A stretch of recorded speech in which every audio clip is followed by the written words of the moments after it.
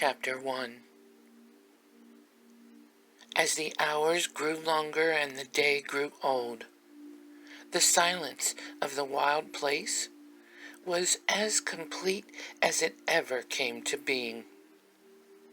The killing had stopped, for now. The trees had all witnessed countless acts of carnage and destruction. How long the silence would last, no one quite knew. But none would let their branches rest until they came.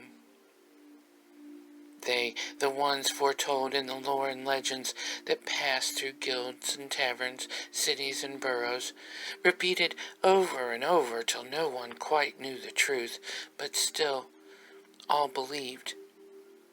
They believed that one day they would come, a fateful day that would decide fate itself. But would they come in hatred and anger, or come with assistance and hope? It was so unknown, but all options had been considered. Would they leave in glory or in agony? In joyful celebration or ravaged and beaten? Or would no one leave at all? The ponderings were endless and overwhelming to even the most educated of minds. There was, however, only one certain truth. The only part of this entire saga was that they would come, and come in great numbers, and of an amazing force. It was said they had blessed other areas with their presence, and behind them the stories were mixed and fuzzy. They had now become the legends they had only once dreamed of, and now the stories they had coveted were about them.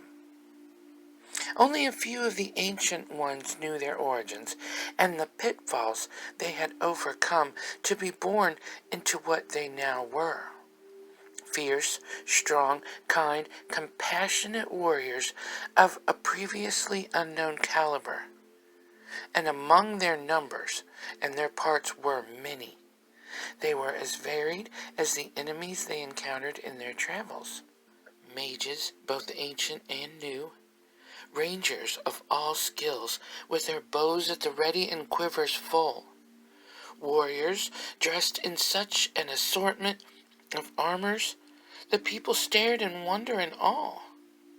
Their weapons all a tad tarnished and scarred from battles, but yet as cherished as friends. They kept each other safe with the tools of their trade, and their trade was battle in most cases. Also among them were herbalists and healers, crafters and smiths, cooks, and the keepers of the fire. Each a force to be reckoned with, together a unit that none could put asunder. Many had tried, and some had come close as they saw it, but all had failed, and miserably at that. Now few even attempted to break their line, but many still approached, although cautiously. They came to be rescued, and for assistance and guidance, and for friendship, and at times even to attempt to join the elite ranks. But only the best were considered, and when they were accepted, they became members for life, part of a type of family that few could even comprehend. They were a clan of sisters, tighter than the woven metal fibers that made up some of their armor. The armor was worn with pride, but the membership held an even stronger bond.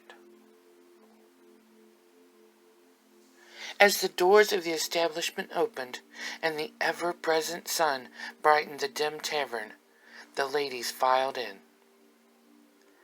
The first thing you noticed about the lead lady in the door was her height, which in actuality was the same as most men, but her helmet and bearing made her seem much, much taller.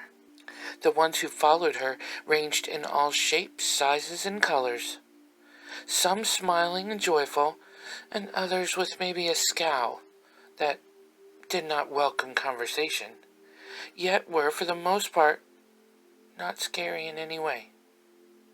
Some seated themselves at tables, and others approached the bar, glancing about, taking note of their surroundings. The bar's current occupants seemed to wilt a bit, waiting to see who the newcomers were, what they were about. And it didn't take long for the whispers to start. It was them. They had come at last. But why? As 4 of them, easily distinguished as the leaders, leaned on the bar, their differences were apparent.